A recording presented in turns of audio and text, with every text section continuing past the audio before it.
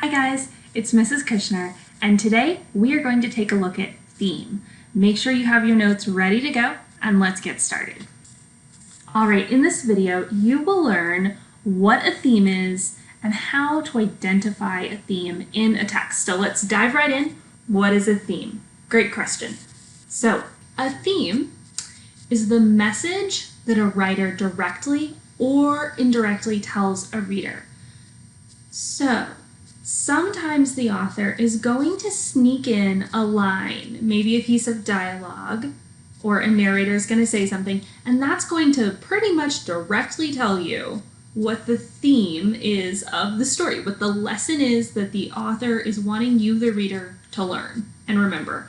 But more often, it's indirectly snuck in there, and we have to make guesses based off of elements in the story to figure out what they actually want us to believe. Other words for themes, synonyms, you could talk about the moral of a story, the message of a story, the takeaway, or the lesson that the author wants you to get out of the book or learn. Now, how do you identify a theme? There are really three parts when identifying a theme. Part one, think of the topic. Part two, look for text evidence that talks about that topic. And then part three, use the topic with the text evidence to draw your conclusion or make your inference about what you think the author is trying to teach us through their book. Now, to do this, you have to understand the difference between a topic and a theme. So let's take a moment there. A topic is a one-word answer. This is a vague concept. So any one-word overall topic is your topic. A theme, on the other hand, will never be just one word. A theme is going to be a phrase or a sentence. This is multiple words strung together. A phrase or a sentence that specifically states the author's position or their belief about that topic. So let's take a look at The Giver as a good example. The Giver is both a book and a movie. And just a little background in case you haven't read The Giver or seen the movie. In The Giver, it is a dystopian community where basically they have found a way to take all of the memories of history and store them in one single person, known as the receiver of memory. And this person holds all of the memories of the world, which means they hold all of the memories of pain, of war, of loss, but they also hold a lot of good memories too, of beauty and love and wonder. And that means that the community is then free from the burden of knowing all this history. And they just follow the rules that the community lays forth. So right there you could hear that there are some key topics going on. The topic of love was mentioned. Briefly, the topic of conformity or following the community's rules, and the topic of individual rights. Now, those are all kind of one-word big concepts that we see in the book. The theme, though, remember, is going to be that phrase or that specific position that the author states. Let's zoom in on just one of them, love, for the sake of this conversation.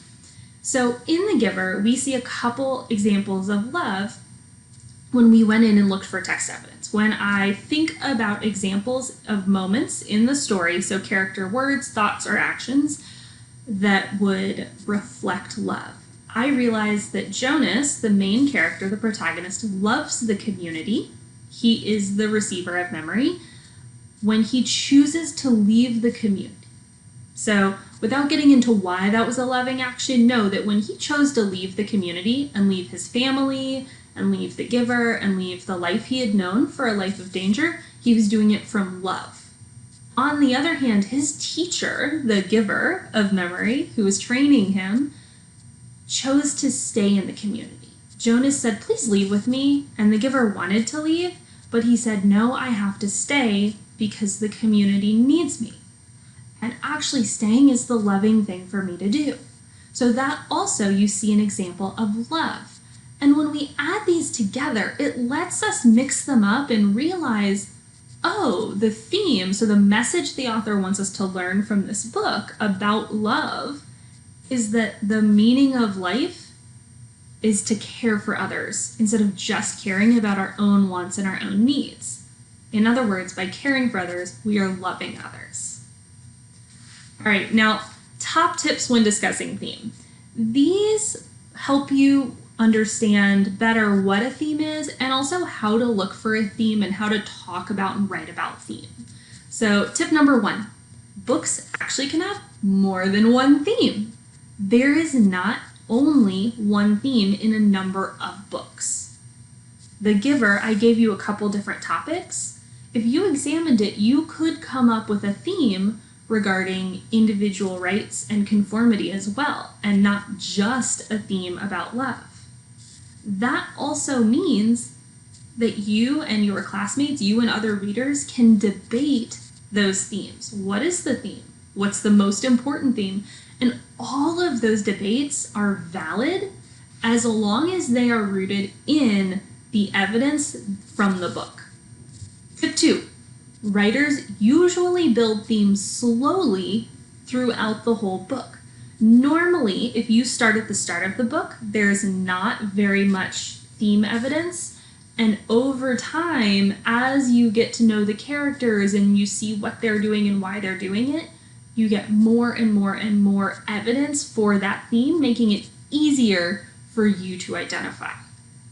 Tip 3, sometimes the author directly says it, but most often it is only implied. This is why theme is tricky, because we can't just open up the book, find the page, and find the answer on the page. We have to find the information on the page and then make that inference ourselves. Tip 4, be careful when wording your theme. This one is very important. It should be clear and it should be specific. So I've given you a not great example and I've given you a much better example. Not great. The author's theme about how love conquers all is obvious. Not great. Love conquers all is really, I'm okay with that itself, that theme, love conquers all. Yeah, I'm good for that. But just saying, yeah, it's obvious. That doesn't help me as a reader understand why is it obvious? What about the story makes it obvious? So on the other hand, if you say in the novel, the author implies the theme that love conquers all by showing repeated examples of successful love throughout the plot. Suddenly, I know a couple things. One, I noticed that you used the word implies, or the writer used the word implies. This is important because it tells me, oh, the author didn't say this directly. The author gave a hint, and you came up with that based on those hints. So it's only implied or hinted at. And 2, I love that this one says, by showing repeated examples of successful love throughout the plot, because now, as the reader of this person's essay, what I'm expecting is multiple examples to support this claim, and I already know it's coming, which makes it great. All right, in this lesson, you have learned what a theme is and how to identify a theme in a text. All right, last up, take action now. Go ahead and write a question about today's lesson on your notes. Theme is tough, so you have lots of opportunities for questions here. If you don't have any questions because you are a theme expert, awesome. Number 1, get ready to help teach tomorrow or in class the next time. 2, write a question that you think your classmate would have, because this topic is tough. There are lots of things that could be confusing for many people. All right, great work today, and I will see you next time.